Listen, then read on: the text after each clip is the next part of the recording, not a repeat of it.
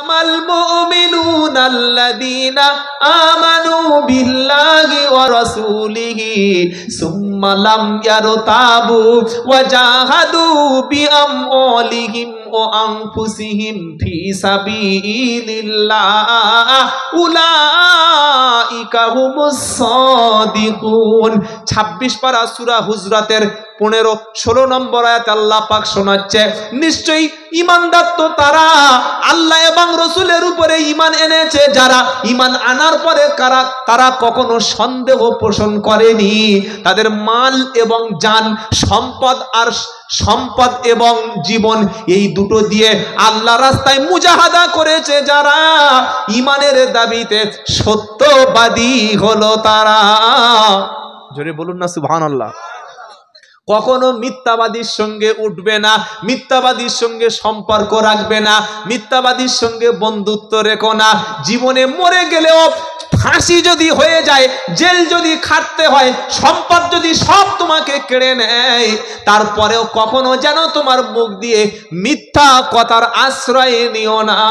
কারণ আল্লাহ পাক আরো শোনাচ্ছে সূরা আহজাবে, ইয়া আইয়ুহাল্লাযীনা আমানুত্তাকুল্লাহা ওয়া কুলু কওলান সাদীদা। সূরা আহজাবের 70 নম্বর আয়াতে আর আল্লাহ পাক শুনিয়ে দিচ্ছে, বিশ্বাসী ঈমানওয়ালা, আমি আল্লাহ, আমাকে ভয় করো, আর ভয় করার সাথে সাথে ন্যায় সংযত সত্য কথাটা বলতে শিখো। সবচাইতে বেশি মুসলমানরা জেলখানায়, আর এই জেলখানায় পাঠানোর পিছনে সবচাইতে বেশি যাদের অবদান তারা হলো মিথ্যাবাদী সাক্ষী। কি বলছেন?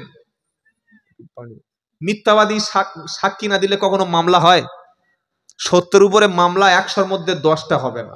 কি বলছেন আপনি বলেন? যত মামলা, কেস, মোকদ্দমা সব মিথ্যার উপরে ভিত্তি করে বেশিরভাগটাই হয়, বেশিরভাগটা। ভালো মানুষকে ভিলেন বানাতে 5 মিনিট লাগে না।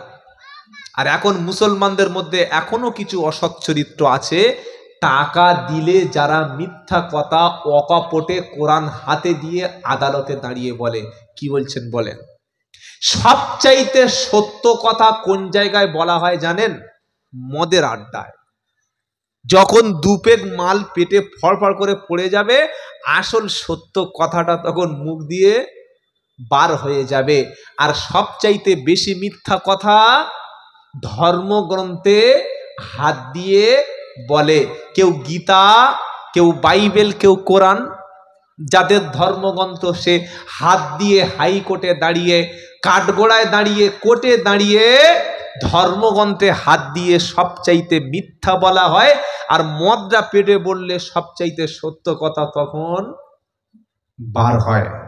সেজন্য সকলকে সত্যটা বোঝা লাগবে ভাই। জীবনে কখনো কোনো দিন লক্ষ টাকা দিলেও কোনোদিন মিথ্যা সাক্ষী দেব না। সকলে বলুন ইনশাআল্লাহ। বলেন না ইনশাআল্লাহ? আমাদের সমাজে কয়েকটা প্রচলিত টাটকা মিথ্যা কথা আছে। বাসে উঠবেন, বাসে কন্ডাক্টর বলবে, ভাই ভিতরে পুরো ফাঁকা, সিট খালি, উঠে দেখছে পা দেওয়ার জায়গা নাই। কি মিথ্যা কথা বলে না? বলে না? যে দুধ বিক্রি করছে বলছে, ভাই মালটা একবার খেয়ে দেখো, 1 ফোঁটা পানি নাই এর মধ্যে, পুরো পিওর মাল। খেয়ে দেখছে একদম বাজে। কেন? মিথ্যা কথা। মেয়ের বাপ বলছে, সত্যি আমার মেয়ে, উফ এরকম মেয়ে পাড়ায় কারণ নাই, নামাজ রোজা পরিষ্কার তাকওয়া, কারোর সঙ্গে সম্পর্ক নাই। আর ফেসবুকে মেসেঞ্জারে গিয়ে দেখি কয়েক হাজার ছেলের সঙ্গে চ্যাটিং। কি বুঝলেন বলেন? মুখ্যমন্ত্রীর ফোন অতটা ব্যস্ত থাকে না, এখনকার কলেজ ইউনিভার্সিটির মেয়েদের ফোন যতটা ব্যস্ত। আহা, হ্যাঁ ঠিক তো বলবেন, কারণ মাল ঘা খেয়ে বসে আছে, হয়তো দেখছে রাত 12টার সময় ব্যস্ত। কি বুঝলেন? মেয়ের মা বলছে, আমার মেয়ে চরিত্র পুরো ফেরেশতা, কারোর সঙ্গে আমার মেয়ে কথা বলে নাই, অথচ রিলেশনে জড়িয়ে আছে। এটা মিথ্যাবাদী। এটা কি? মিথ্যাবাদী। আল্লাহ আমাদের মিথ্যার হাত থেকে হেফাজত করুক। জোরে বলুন আমিন। জোরে বলুন আমিন। তাহলে ইমানদারের দ্বিতীয় নমুনা কি? সাদিক। সত্যবাদী হওয়া। যারা ব্যবসা করছেন দোকানে বসে যখন ব্যবসা করবেন, ওয়া আহাল্লাল্লাহুল বাইআ ওয়া হাররামার রিবা, তৃতীয় পারা 6 পৃষ্ঠা 275 নম্বর আয়াত 4 নম্বর লাইনে আল্লাহ পাক বলছে, আমি আল্লাহ ব্যবসাকে করেছি হালাল, সুদকে করেছি হারাম। তুমি নামাজ পড়ো, কোরআন পড়ো, কিন্তু ওজনে কম দেওয়ার অভ্যাস আছে, খাদ্যে ভেজাল দেওয়ার অভ্যাস আছে, কি লাভ আছে ওই রকম নামাজ পড়ে? কি লাভ আছে ওই রকম জিকির করে? সারাদিন সারা রাত 12টার সময় উঠে 2 রাকাত তাহাজ্জুদ পড়ে গদিতে বসে বসে নামাজ পাঠিতে জিকির করছে, ইল্লাল্লাহ ইল্লাল্লাহ ইল্লাল্লাহ আল্লাহ আল্লাহ আল্লাহ আল্লাহ। বিবি বলছে, হ্যাঁ গো তোমার ঘুম লাগে না? আশিকে রসুলের কোনো ঘুম আছে নাকি? এখন আমি আল্লাহ জিকির করছে, পাট পালা। জিকির করতে করতে ভোর 4টে বাজে, মসজিদে আজান হচ্ছে, আল্লাহু আকবার আল্লাহু আকবার। মসজিদে চলে গেছে, নামাজ পড়েছে, সালাম ফিরিয়ে দোকানে বসে, তখন কিন্তু আর আল্লাহ আল্লাহ জিকির হচ্ছে না। কার বাঁশ দেবো, কার ক্ষতি করব, কার ওজনে কম দেবো, কার ঠকাবো। রাতের জিকির আর দিনের জিকির মিলেছে তো? এই জোরে বলেন না। রাত্রেবেলা কি বলছিল? আল্লাহ আল্লাহ আল্লাহ আল্লাহ আল্লাহ। আর দিনের বেলা কার বাঁশ দেবো, কার ক্ষতি করব, কার পাচায় কাটি দেবো। এটা তো আমাদের অবস্থা দোকানে বসে বসে, কার মালটা কম দিতে পারবো। তাহলে রাতের জিকিরের সঙ্গে দিনের জিকিরের মিল নাই। চাষ করছে, জমিতে যাওয়ার আগে ফজরের নামাজ পড়ে 600 বার ইল্লাল্লাহ করছে, ইল্লাল্লাহ ইল্লাল্লাহ ইল্লাল্লাহ ইল্লাল্লাহ ইল্লাল্লাহ ইল্লাল্লাহ ইল্লাল্লাহ। আল্লাহ মনে করছে পাকা আব্দুল কাদের জিলানী। কি বুঝলেন? এবার জমি চাষ করতে গেল, মুখে সাদা দাড়ি মেরে নিয়েছে কেঁচা। কেঁচা বোঝেন কি? আপনাদের এলাকায় কি বলে? না না না, কাপড় গুড়িয়ে নেয় গো, চোট। ছোট ছোট বেঁধেছে, এমন ছোট বেঁধেছে পাড়ার লোকেরা বলছে মাল সাইজের মাল আসছে। কি সে আন্ডার প্যান্ট পর্যন্ত বার হয়ে গেছে। ছি ছি ছি ছি ছি। মুসলমানের হাঁটু থেকে নাভি পর্যন্ত ঢেকে রাখা ফরজ, চাষ করতে গিয়ে তো জিকিরের দাম থাকলো। এখানে তো ইল্লাল্লাহ বলে বলে মুখ থেকে তো ফেনা উঠে গেছে, আর ওখানে লাভার সময় ঠ্যাং বার হয়ে গেছে। আস্তাগফিরুল্লাহ। এবার কাঁধে করে কোদাল নিয়ে জমির পাশে যার জমি, তার জমিতে কোদাল মারছে, আল্লাহ বিসমিল্লাহ বিসমিল্লাহ। মাল এমন ভাবে এরকম আল কেটে এনেছে, পুরো 2 বিঘে জায়গা লম্বা করে আল দিয়ে 1.5 কাঠা জায়গা ভিতরে ঢুকিয়ে নিয়েছে। বাবলু বলছে, ও চাচা, ও চাচা, কি করছো? কার জমিতে করছো? বলছে, না বাবা, আমার জমি ঠিক আছে। জমিতে গিয়ে আল বেঁকিয়ে নিজের ভিতরে অর্ধেক জমি ঢুকিয়ে নিয়ে ধান চাষ করে মসজিদে গিয়ে বলছে, লাইন সোজা কর। ফেরেশতারা বাসার বাইরে রাখবে? হ্যাঁ, তুই জমির আলটা ঠেললি, তখন তোর বিবেক লাগলো না? আর মসজিদে গিয়ে বলছে, ছেলে রাই কাতার সোজা কর। কাতার সোজা না করলে নামাজ হয়? তো এখানে কাতার সোজা করার হুঁশটা হলো। আর পরের জমি যখন আল ঠেলেছো, চাষ করেছো, তখন তোমার সেন্স কি ছিল না? তখন তুমি ননসেন্স ছিলে। সেজন্য সব সময় নিরপেক্ষ থাকার চেষ্টা করবেন। কথা মনে থাকবে ইনশাআল্লাহ। দিনের জিকিরের সঙ্গে রাতের জিকিরের যেন সম্পর্কটা ঠিক থাকে। মুখে আল্লাহ আল্লাহ আল্লাহ আল্লাহ, আর কার ক্ষতি করব, কার পিছনে গীবত করব, এই চরিত্র কেন? সামনে সালাম দিচ্ছে, আসসালামু আলাইকুম, হুজুর বসুন, ভালো আছেন? লাল চা খাবেন না দুধ চা খাবেন? আর যে ইমাম সাহেব চলে গেছে, বলছে সেক্রেটারি ডাক, ইমাম সাহেবটা অনেকদিন হয়ে গেছে, ইমাম সাহেব ভালো না, পাল্টে দিতে হবে। পিছনে সামনে সালাম দিয়ে পিছনে যারা ছুরি মারে, এরা কারা ভাই? এই চরিত্র মুসলমানদের মধ্যে আছে না নাই? বেশিরভাগ মুসলমানদের এই চরিত্র। সামনে প্রশংসা আর পিছনে ছুরি। তাই সকলে তওবা করুন, জীবন গেলেও কখনো সত্য ছেড়ে দেব না। বলুন ইনশাআল্লাহ। ইমানদারের দ্বিতীয় কোয়ালিটি আস-সাদিকিন।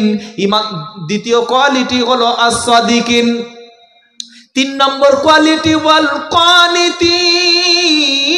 তৃতীয় কোয়ালিটি হলো অনুগত হয়ে থাকা, আল্লাহর কাছে নিজেকে সারেন্ডার করে দেওয়া। কুল ইন্না সালাতি ওয়া নুসুকি ওয়া মাহইয়ায়া ওয়া মামাতি লিল্লাহি রাব্বিল আলামিন। ইমানদারের চতুর্থ কোয়ালিটি হলো নিজেকে আল্লাহর অনুগত গোলাম বানিয়ে নেওয়া। যখন কলেমা পড়েছি তখন আমি আল্লাহর গোলাম হয়ে গেছি। যখন কলেমা পড়ে নবীর উপরে বিশ্বাস করেছি, আমার জান আর মালটা আল্লাহর কাছে বিক্রি করে দিয়েছি। গোলাম কখন মালিকের অবাধ্য হতে পারে? জোরে বলেন। গাড়ির ড্রাইভার কোনোদিন মালিকের বিরুদ্ধে যেতে পারে? মালিক যদি বলে চন্দ্রকোনায় যাব, ড্রাইভার যদি বলে কোলাঘাটে যাব, চাকরি থাকবে? এই বলেন না। মালিক যদি বলে কেশপুরে যাব, ড্রাইভার যদি বলে ঘাটালে যাব, চাকরি থাকবে?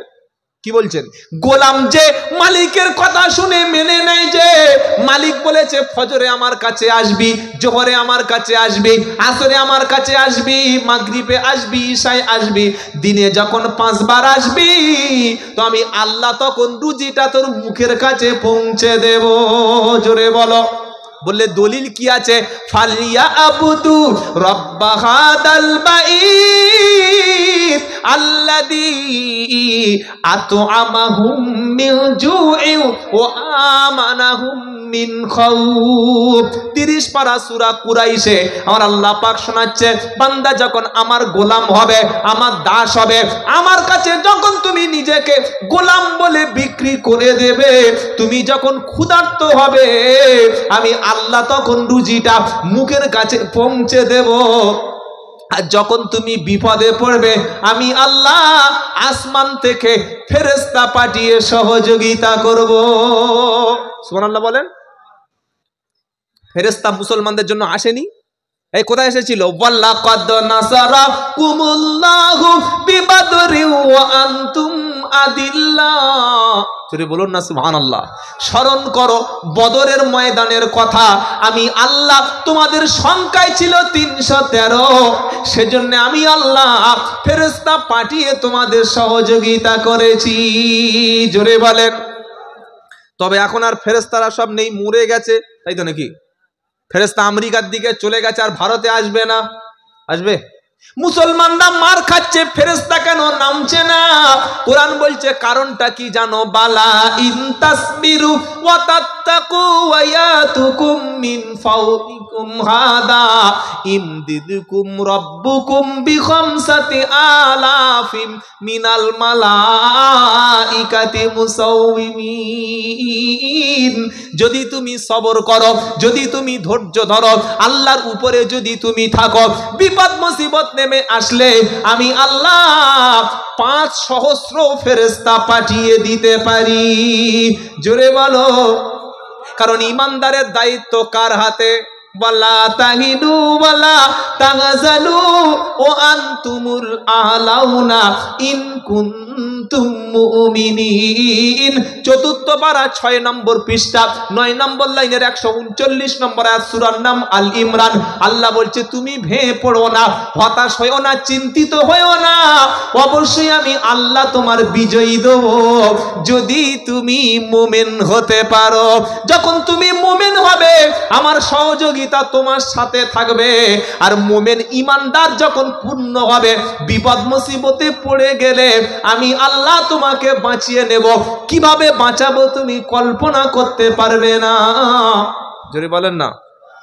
বললে দলিল তো মাইয়াত্তাকিল্লাহা ইয়াজআল লাহু মাখরাজা ওয়া ইয়ারযুকু মিন হাইসু লা ইয়াহতাসিব। 28 পারা সূরা তলাকের 3 নম্বর আয়াতে আল্লাহ